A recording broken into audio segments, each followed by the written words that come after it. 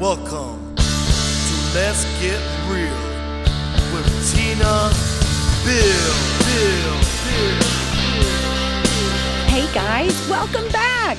This is Let's Get Real, and I'm Tina Bill. And of course, in my studio again today, we have the famous Hannah.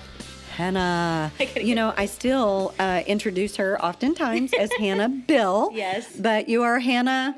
Hannah Rojas. And we love Isaac, but you know, yeah. that's I'm still getting used to that. It's been know. 2 years, right? Almost, yep. But okay, so here we are. All right, guys. So we're going to pick up where we left off, and we left off talking about encouraging your children. Mm-hmm.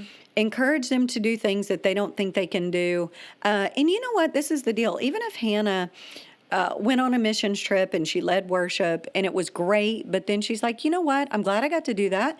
But actually, it was in that I kind of found out that, you know what? I may not want to do that again. Sure.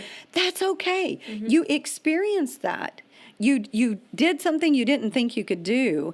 And so, you know what? That was great, right? Exactly. All right. So, Hannah, now let's talk about that. You came off the missions trip. That was awesome. Mm-hmm. And then your life just kind of continued in the direction of ministry, right? Yeah. Continue in the direction of ministry, the direction of music. I have such a servant's heart, and I had to learn how to use that. Because I would just want to do everything all the time, and you know, and that's great. There's nothing wrong with that, but sometimes you do have to set those boundaries. Boundaries. I don't know what I'm saying. And just really, you know, ask God, you know, yes, this is good, and this is something that I'm doing for you, so ultimately it's not null and void, but at the same time, is this what you have me specifically doing? And I think that a lot of times, like for me, I would be like, oh, well, I can go serve here, and I can go do this, and I can, you know, hand out drinks, and I can do this, and blah, blah, blah, and that's great, and there's nothing wrong with that, but what was he calling me to do specifically?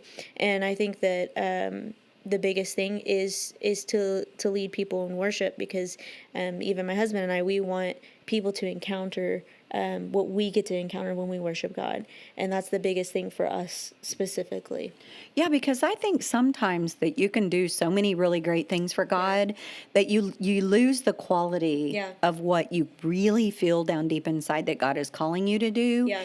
And so that's probably, you know, a moment here that we need to take time to encourage people that, you know, doing is great, but if you do know that God is calling you to a specific thing, whatever that may be, to kind of just make sure that you're focusing enough on that and putting enough time in that, right? Yeah, no, absolutely. I think we can get so lost sometimes, and we don't even realize it, because again, like you said, we're doing all these great things and there's nothing wrong with them, but what is the one thing that you're really supposed to be doing? That's good. So now, Hannah, excuse me, I'm going to bring us up to date, where we are now. So again, Hannah and I still work together after 8 years of buying our own business, Fiery Music and Lessons in Sand Springs, where we teach. We have, like 6 teachers that teach music, 7. So, and Hannah runs my store. She's basically my manager. And I trust her.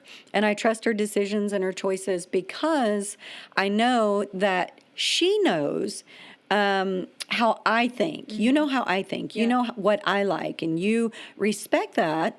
And if there's something you're not sure of, you just pick the phone up and it's like, oh, hey, Mom, this is what I think. But what do you know, what is your opinion? You don't ever just assume, or you don't ever make a decision like, well, Mom will just have to deal with it. That's the decision I'm making today.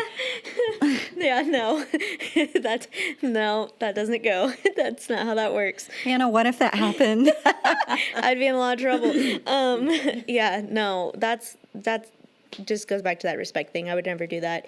Ultimately, yes, this is our family business, but like, you're the boss and you own it. So I'm not gonna, this is your money, and I see it as my own. And so I nurture it as my own, but I'm not the final say at all. And I know that. You're awesome. She's awesome, guys. I mean, what can I say? I could have a whole podcast of just Lord. how awesome Hannah is. She is. Customers will come in, and she's the face they see, and I'm like, look, she's way better of a person than I am. No, it's true. She really is. She has more compassion than I do, I think. Sometimes. Maybe. So, Hannah, so you are at Life Church also. Yes. So Hannah works at our store, but she also is very much active at Life Church. So is Isaac. And then, of course, our son, Isaiah, he is a campus pastor at Life Church Jinx here in Tulsa. And then his wife, Britton, she is a pastor. And, I have still yet to this day to be able to really explain what her title is. I know that she is she's way up there in the Life Kids, so she's over Life Kids pastors. Yes. And that sort of thing. And so don't quote me as all the details, because I know that she has a lot of responsibility, and she's amazing. Her name is Britton. We love Britton. And then we have the babies, Blaine, Samuel, and Emerson Joy. So that's Isaiah and Britton's family.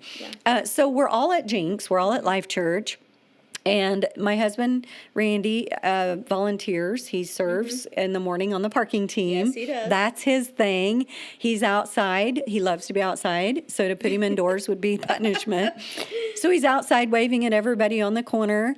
Sometimes he says he gets the "you are number one" wave back. Every once in a while we laugh about that. If you don't know what that means, ask a teenager, they'll tell you. So Hannah, what do you do at Life Church? Yes, so I'm on the worship team. So we are, my husband and I, Isaac, we're both on the worship team. I sing and he sings, but he also plays every instrument known to man, I feel like, and he's great. And then I also run sound. So that's what we get to do. And I tell people all the time that we are so blessed to be able to get to do what we love.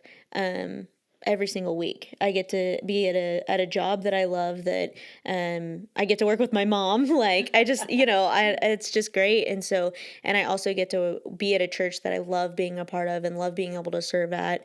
And I mean, we eat, sleep, breathe God, and that's what we do. Ministry is so important. And what I want to say is, Hannah, you not only work with me, but you work with your brother. Yeah. So I want you to talk for a second about the dynamics of what that looks like and how does that work? Because, a lot of people would say, I can't work with my sibling or whatever. So give me a little insight about that. Yeah. So this kind of goes back to, again, how you raised us. And we feel like that if we are called somewhere and the Holy Spirit tells you that you're supposed to be somewhere, you're supposed to be there. And with that being said, the people that have been placed in authority and the people that have been, like Isaiah, he's the pastor of the church, it's just, he's the boss. And I don't mean it in he tells you what to do. I don't mean it like that, but he's the authority, and he ultimately, if we have something that we need to bring to him or whatever, we bring it to him. And it's just I don't want to say a transaction because I don't mean it like that, but it's just you just bring that to him and you communicate that. And I don't say, hey, because you're my brother, I need you to make sure this gets done. That's not how that works. I come to him as a person. Just to hear you say that makes me cringe. I know. I'm like, oh my gosh, I can't even imagine. Yeah. And so, but it's because I respect him and I respect the authority that he has as my leader. And I don't know. He's my brother first and I love him. And obviously he's always going to be my brother first, but he's also my leader. Just like you're my mom, I love you. You're my mom first, but you're my boss. That's awesome. And to have this podcast and to talk about these types of things, I feel is very important because, again, there's the stigma of, oh my goodness, you work with your mom or your family or whatever. And I do want people to have, this is the behind the scenes on how this works. Yeah. And so now, as coming from my point of view, I'm his mother. I gave birth to that little thing. So I'm his mom, and at the same time, Isaiah respects me as his mother. Yeah. But he also respects me if I ever come to him with something that I feel led by Holy Spirit to talk to him about. Yeah. And when it's a conversation, most often about something that's not a personal family matter or whatever, if it's about, something, a question or whatever I may have about church or something, we both approach each other as if he is my pastor. Yeah. a person in authority, but yet he sees me as a woman of authority, being his mother, but at the same time, a member with a sincere approach. Yeah.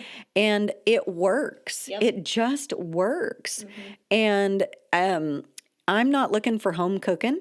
And it's kind of funny because a lot of times people will think because I'm his mom, excuse me, that I'm going to get the inside scoop.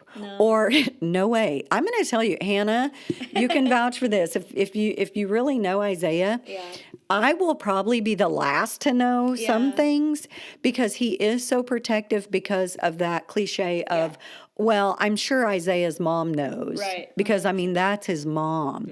And if you couldn't be more wrong to say that. Yeah. Because he is so polar opposite, trying to make sure that he is a man of integrity to not only Pastor Craig, but to God first in his authority and in his role. That, let me tell you, there was times that it actually affected his life that other people knew, and they're coming up to me going, man, aren't you so happy for your son? And I'm going, what just happened here? And I was like, all right, I think we're taking this a little too far, Isaiah. You know, we all laughed about it later, but that's where we are. Yeah. I think that's why I'm trying to really over-explain this. Yeah. Is because that's really where we are with this, right? Yeah. Yeah. And I think too, because we always, as a family, we always made decisions together. It was never, back to what I said in that first podcast, it was never because I said so, you can't do this because I said so. It was, we had family meetings. Like, We did. you know, you see it on TV sometimes, they're like, oh, I'm calling a family meeting. I mean, We really We did. really did. We had family meetings. And that was so special. And I know I can't speak 100% for Isaiah, but I have seen, you know, him and his children, like they communicate. And my husband and I, we communicate well. And thank God he was raised to communicate and I was raised to communicate and, you know, we don't always get it all right, but yeah. Wow, that's awesome. Guys, I really hope you're enjoying these podcasts. They are so rich and full of some good substance here. But again, we're racing against the clock. So until next time, bye.